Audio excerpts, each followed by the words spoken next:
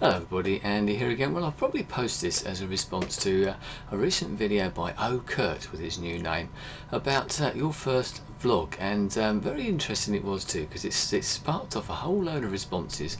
I did actually respond with an earlier video of mine as well, not my very first YouTube video, but my first sort of vlog, and loads of other people have done the same, and I found it absolutely fascinating watching some of these people, some who I know, some who I don't, and watching their sort of earliest videos. But the thing that's really got me sort of thinking more than anything, Kurt's in particular, but there were some others as well, is how long some people have actually been doing what we would now class as vlogging, using video cameras and actually sort of talking into them, using them as like a diary. Kurt's one, I think the first one of his was 1986, and that's obviously that's 21 years ago now, and people were doing that sort of vlogging, as we would now term it, way back then.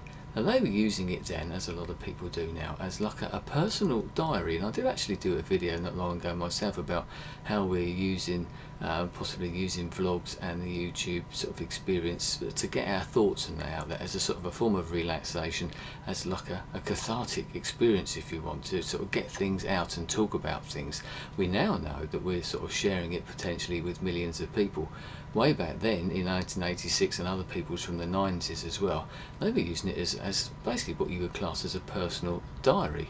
Instead of writing it down in like a journal or a little diary that you'd lock up and keep in your drawer or something like that, they were doing personal videos and using it purely for themselves, I suppose, as a way of looking back.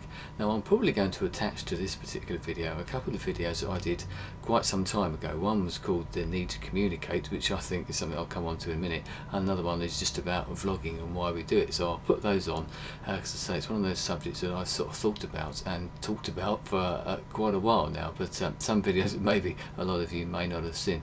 Now the sort of need to communicate, I think that as has come out, if you watch some of these early videos and even see some of the comments on Kurt's video as well, is the way that people sort of feel they need to talk about these things, whether they need to talk to get them out of their system or whether they need to just talk to people. We all like to communicate, we're a very communicative sort of race, and we just like talking to people, making friends, etc. like that as well. So I feel that there's this real need to do it, and watching these videos has made me realise that there was a real need for something like YouTube. Now watching these sort of early vlogs, you'd have to call them that really, although obviously the word didn't exist. Maybe Kurt invented vlogging.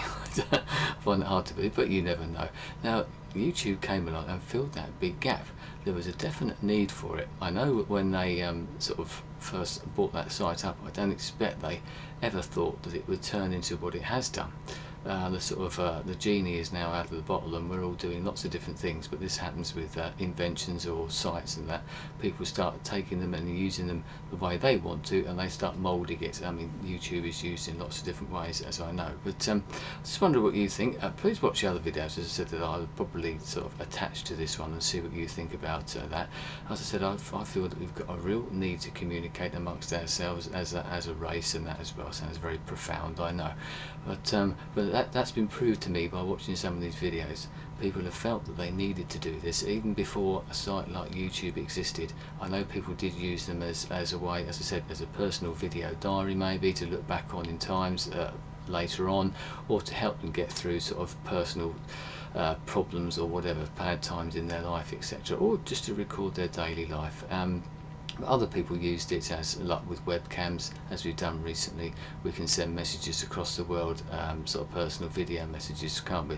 I know we can do it a lot easier now, but that was the way some people did it. But I'm interested to know what you think about that. Have you got this sort of need to communicate? Is that why you're here? That's one of the reasons I've talked about before, why I feel I'm here.